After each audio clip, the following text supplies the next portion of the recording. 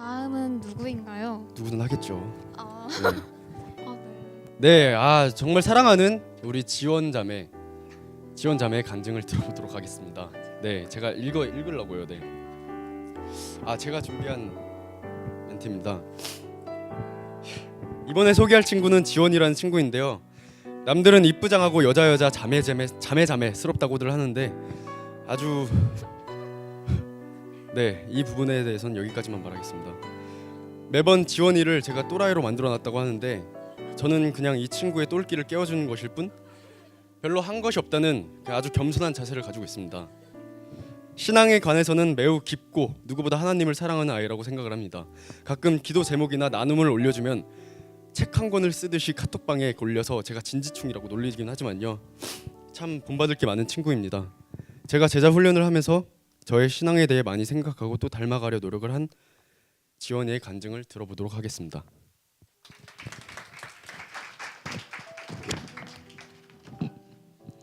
네, 안녕하세요. 저는 6학년 정지원입니다. 제가 책 한 권을 쓰고 싶었는데요. 욕 먹을 것 같아서 그건 못하고 네, 써온 것을 읽도록 하겠습니다. 저는 제자반을 받기 전, 그러니까 2016년 겨울에 저는 제자반은 절대 안 받을 거예요. 평생 전 조원으로 살 거거든요. 저 사실 대학부도 언제 떠날지 몰라요 라고 말하던 GBS 엄청 자주 빼먹고 도망가던 그런 나쁜 조원이었습니다. 막 예배에는 나오지만 제 마음은 자꾸만 차갑게 굳어져 갔고, 미래에 대한 그런 걱정과 두려움, 그리고 인간관계에 대한 회의감, 또 신앙적으로 후퇴하고 있다라는 생각에 저는 우울하고 무기력한 어둠의 나날을 보냈습니다.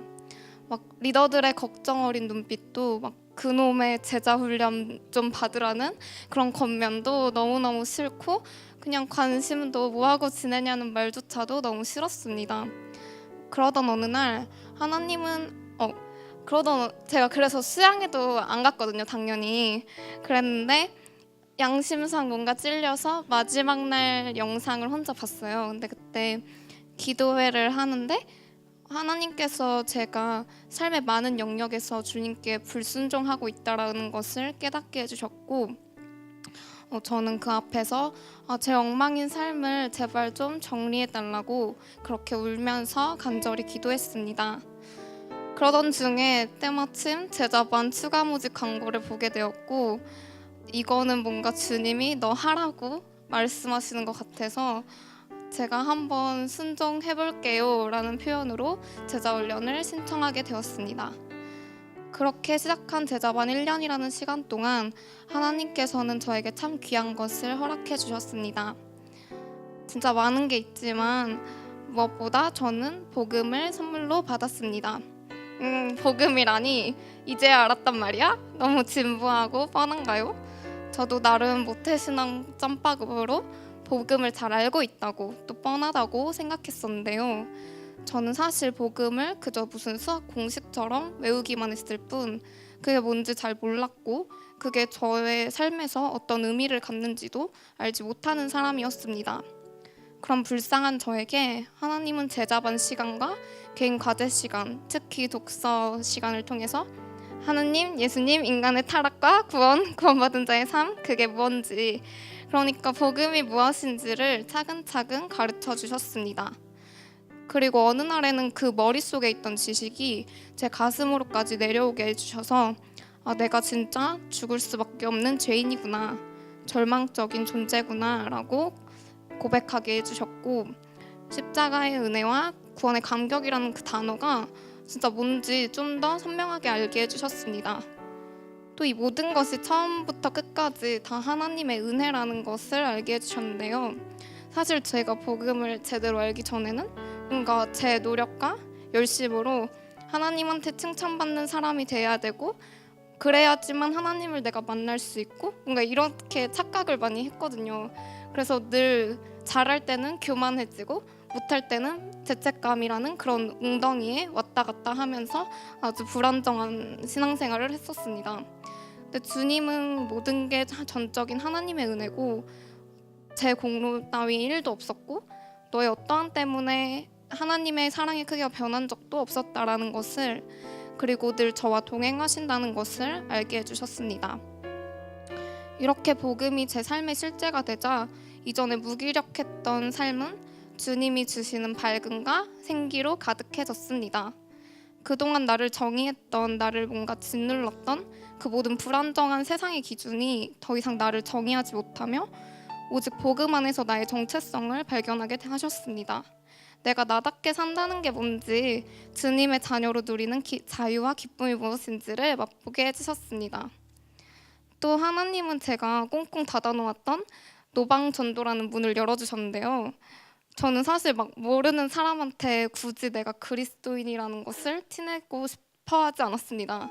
그래서 제자반 티셔츠나 막 수양의 티셔츠 보면은 말씀 같은 거 적혀 있고 뭔가 딱 교회 틱한 그런 거 막 적혀 있잖아요. 근데 그게 너무 싫어서 그거 입고 지하철 타는 게 너무 창피해서 꼭 막 겉옷 이렇게 챙겨 입고 성경 혼자 이렇게 어플로 읽는데 옆 사람이 볼까봐 이렇게 바짝 이렇게 해서 읽고, 그러니까 이런 사람이었어요.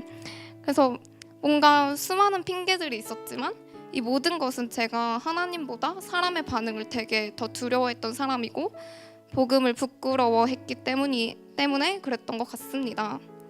그래서 이런 저는 노방정도는 절대 못하겠다고 아주 잘 버팅기면서 살아왔는데, 그런 저에게 하나님은 복음을 주셨고 마치 1+1처럼 복음을 전하고 싶다라는 마음까지 일으켜주셨습니다. 근데 그때 하필 제자반 시간에 목사님께서 내 안에 성령님이 어떤 마음을 동하게 하신다면 그걸 무시하지 말고 한번 삶으로 살아보라는 그런 말씀을 해주셨거든요. 그래서 그 바람에 저는 프리워터를 가게 됐고 노방 전도팀에 동참하게 되었습니다. 그리고 그곳에서 주님은 전도의 기쁨이 무엇인지를 좀 더 풍성하게 알려주셨던 것 같습니다. 그리고 마지막으로는 제게는 새로운 가족, 우리 후 제자반을 안겨주셨습니다. 제자반이 아니었다면 만나지 못했을, 어쩌면 안 만났을 그런 사람들을 모여주게 해주셔서 되게 서툴지만 서로 사랑하고 용납하고 인내하는 법을 배우게 하셨습니다. 또 죽이 되든 밥이 되든 평생 함께할 든든한 동역자로 세워주셨습니다. 못돼 처먹고 진짜 전혀 사랑스럽지 않은 저를 사랑하기를 포기하지 않아준 우리 후 제자반 모두에게 진짜 고맙고 사랑하고 축복합니다. 또 언제든지 얼마든지 질척거릴 수 있는 신앙의 선배 간사님과 저희를 인내하시면서 먹이시고 가르쳐주신 목사님, 전도사님께 또 너무나도 감사합니다. 그리고 무엇보다 이 모든 일을 행해주신 주님께 감사합니다. 이게 끝이 아니라 주님께서 계속해서 새로운 일들을 우리 가운데 행하고 계심을 믿고 감사합니다. 저는 이제부터 제가 받은 은혜와 사랑을 잊지 않고 복음의 빚진 자로 순종하고 사랑하며 또 전하며 살겠습니다.